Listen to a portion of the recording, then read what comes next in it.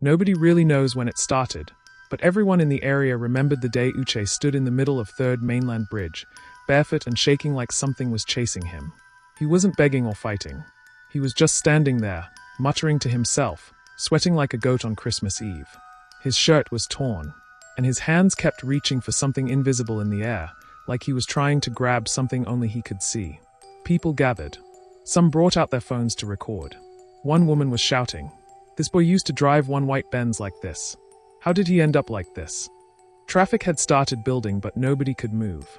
The police tried to pull him away, but Uche started crying, a deep kind of cry that made even the officers pause. "I didn't know," he kept saying. "I didn't know it would cost me this much." 2 years before that breakdown, Uche was just a regular phone repair guy with a small kiosk under the pedestrian bridge at Ojalegba. His table was always full of half-dead phones and frustrated customers.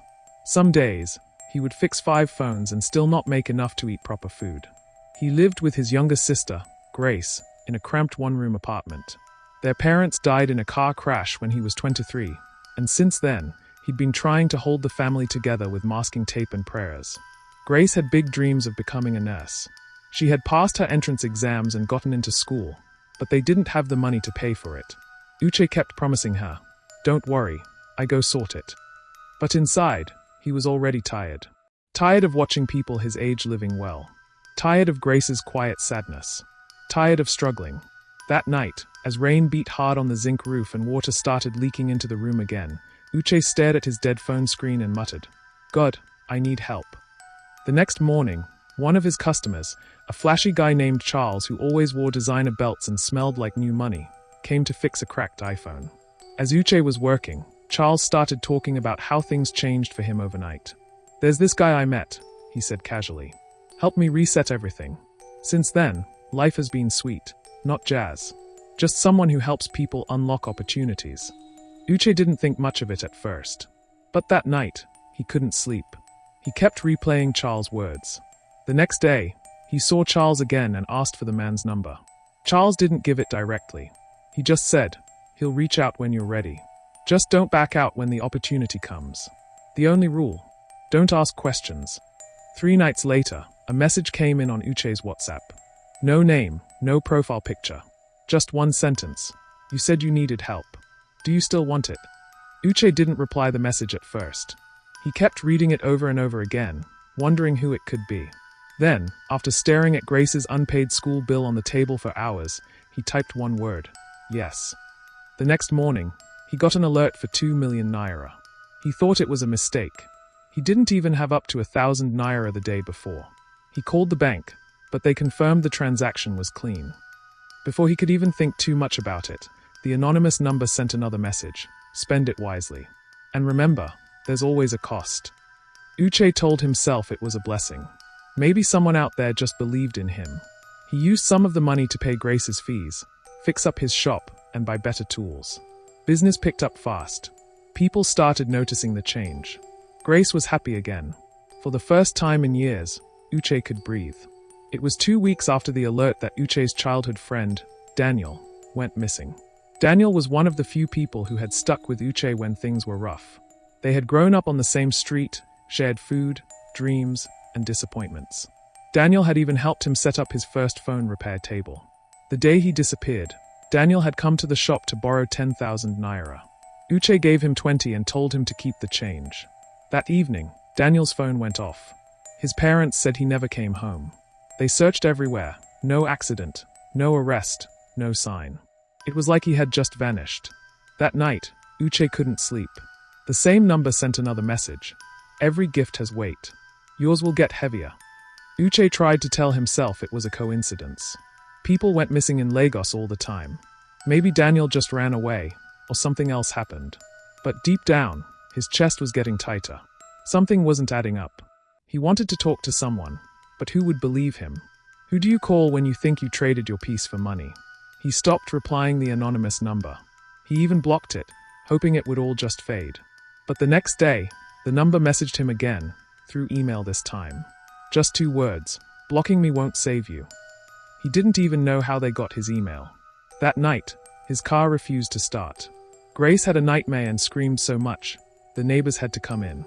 When Uche asked her what she saw, she just said, "They took Daniel into the water. He was calling you." One hot afternoon, Uche was stuck in traffic on his way to a business meeting when a beggar tapped his window. Normally, he'd just wave them off, but something about the man's eyes made him roll down the glass. The beggar didn't ask for money. He just said, "You don't look like someone who can carry the kind of thing you're holding." Then he walked away. Uche felt cold all of a sudden. He looked down and realized there was blood on the cuff of his white shirt. He hadn't touched anything. He wasn't bleeding.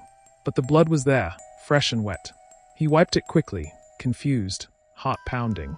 That night, Grace had a seizure. She collapsed in the bathroom, and Uche had to carry her to the hospital with trembling hands. The doctor said it was stress and trauma. But Grace kept whispering one thing in her sleep: "Don't touch the money again."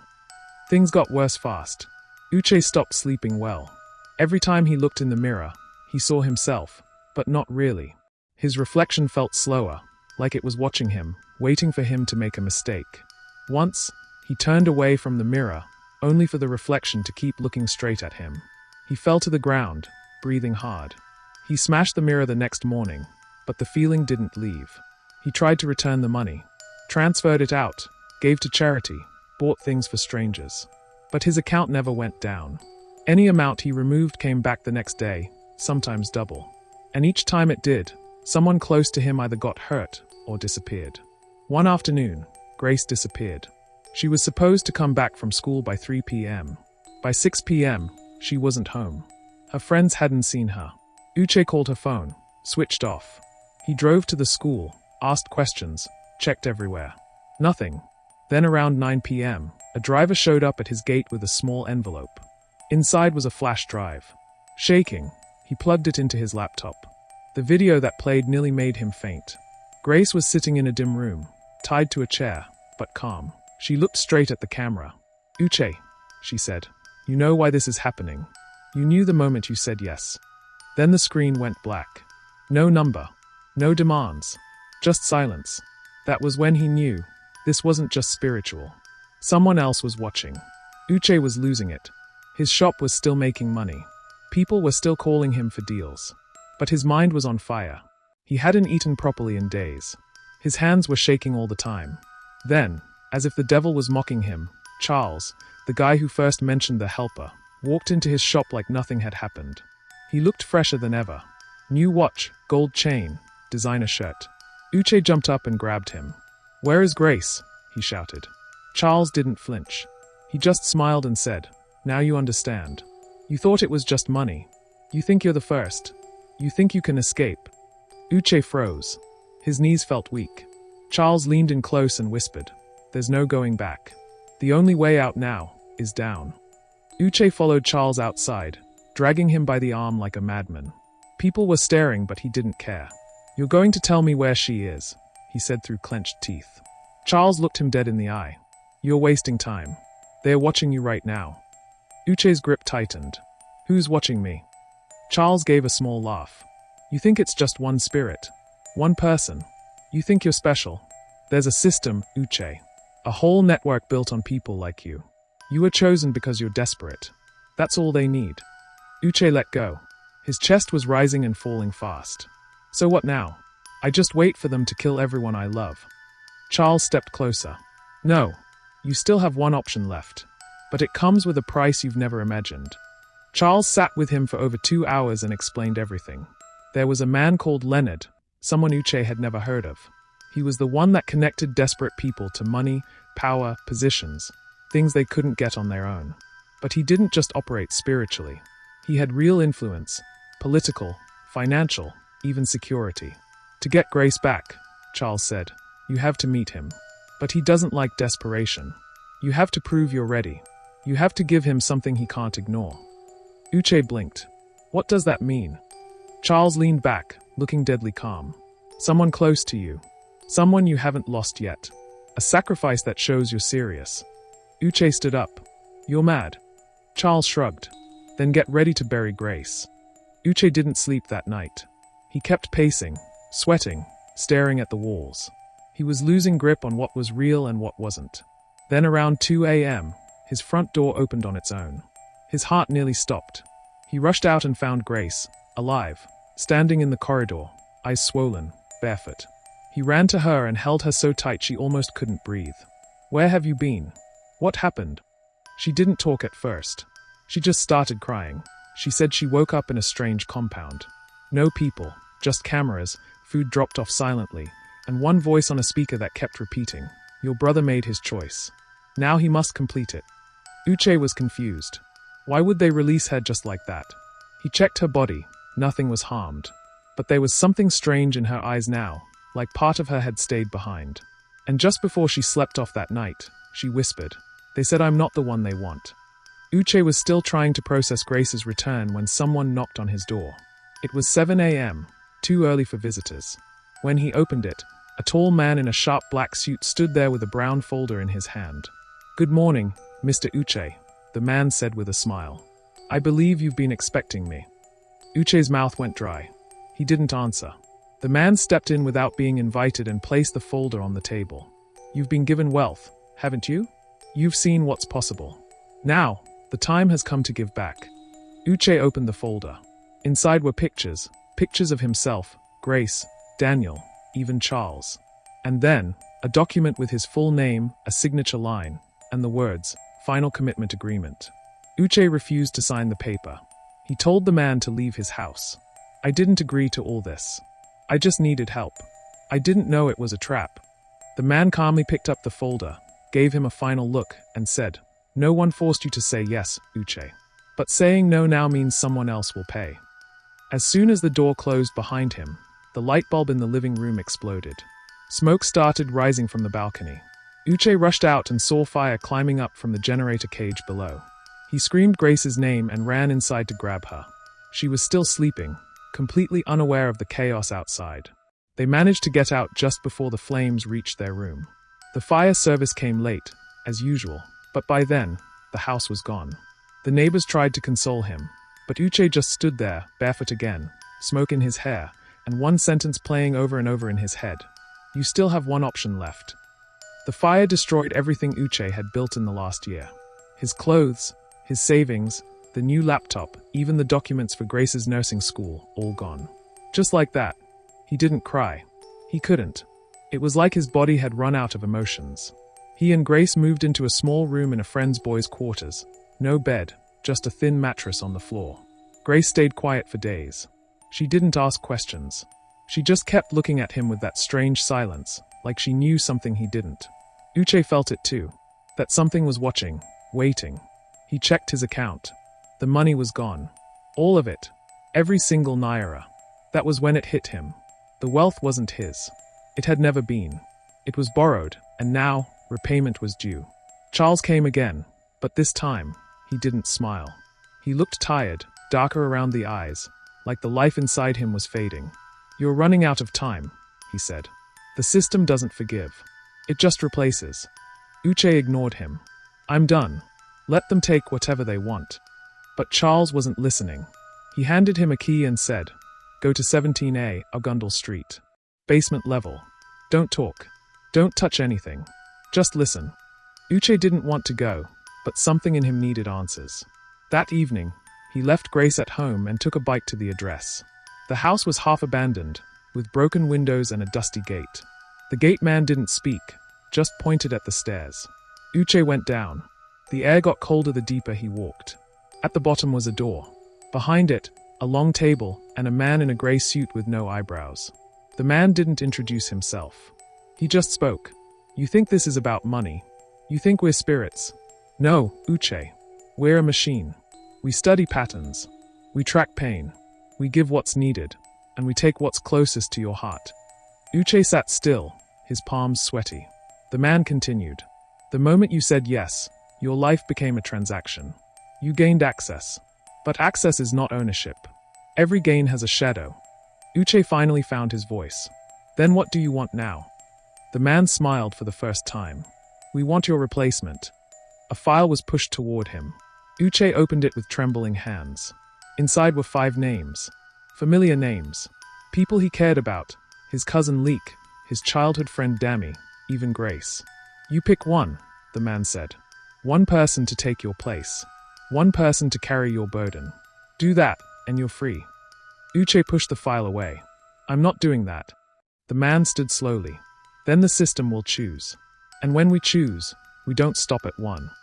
The lights flickered. The man was gone. The file remained on the table. The names, printed in black ink, burned into Uche's mind. Uche left the house sweating like he'd walked through fire. He went home and held Grace like he was afraid she'd vanish in his arms. That night, he wrote down everything he could remember, about Charles, the money, the man underground, everything. He kept it in a small bag with Grace's name on it. Around 3 a.m., he got a final message from the anonymous contact. Just 5 words, "We always collect, in full." The next morning, Grace was gone. Not her body, not a note, nothing. Her side of the bed was cold. The door wasn't broken. The windows were locked from inside. She had vanished, like smoke. And this time, Uche didn't cry. He just sat on the bare floor, staring at the wall. He had made the deal. And now, everything was gone. 3 days passed. Grace didn't come back. No calls, no ransom note, nothing. Uche searched every hospital, police station, and mortuary in Lagos. Nothing. Her friends hadn't seen her. The school didn't know anything. She had vanished into thin air, again. But this time, it felt final. Uche stopped going to the shop. He stopped eating. He spent his days on the balcony of the small boys' quarters, watching cars pass, hoping one of them would stop and Grace would jump out smiling. His phone didn't ring anymore. Nobody called. Nobody cared. Everything he had was now a memory, and even those memories were starting to slip away like dust in water. One rainy evening, as Uche sat outside drenched in his clothes, a car pulled up. It was Charles again. But this time, he didn't come out looking fresh. He looked weak, thin, sick. He walked slowly to Uche and sat beside him. For minutes, they didn't say a word. Then Charles spoke. "There's something I didn't tell you. I used to have a sister too." Uche turned to him, eyes tired and red. Charles continued. "Her name was Rose. I made the same deal. That time, it was to save my mum from cancer. They gave me what I wanted. I became rich overnight. But one day, I came home, and Rose was gone." He sniffed, looked away. "I thought I could handle it. But you don't handle people like this, Uche. You survive them, if they let you." Charles told him the only person who could end the cycle was the founder, Leonard. "He doesn't live in this country anymore. He moves around. But tomorrow, he'll be at a place called Horizon Gardens in Ikeja. He holds meetings there once a year. That's your chance." Uche didn't ask questions. He just nodded. The next day, he dressed in the cleanest clothes he had left and went. Horizon Gardens was quiet, too clean, too perfect. He was taken through the back door by a silent man in white. Inside the room sat Leonard, mid-40s, calm, reading a book like nothing could ever touch him. He didn't even look up when Uche entered. "You want your sister back," he said. "But you forget, you signed. And once you sign, we don't owe you anything." Uche dropped to his knees. "Take me instead," he said. "Just let her go. Take everything I have left." Leonard finally looked up. "We already took everything, Uche. What's left is your mind." He stood and walked to Uche. "People like you always beg after the door closes. But I'll give you something very few get, a choice." Leonard handed him a small silver coin. "If you throw this into the lagoon by midnight, Grace returns. But you lose your mind completely. Forever. No memory. No self. Just silence. If you keep it, you'll move on. You'll rebuild. But Grace remains ours." Uche held the coin in his hand for hours. Midnight was close. He walked to the bridge. The wind was loud that night. Cars were rushing past, but none of them saw the young man standing near the edge, barefoot, eyes hollow, coin in hand. Uche stared at the water below. He thought of Grace's laugh, her drawings on the wall, her soft voice when she prayed. He thought of everything they had survived. Then he closed his eyes and let the coin slip from his fingers into the water. The splash was small, almost quiet. Nobody saw what happened after that. But a week later, a young girl was found walking alone in Festick, confused but safe. Her name was Grace. As for Uche, the people who saw him on 3rd Mainland Bridge months later didn't know the full story. They just called him mad. But if you asked the girl named Grace, she would tell you, he wasn't mad. He just paid a price most people couldn't carry.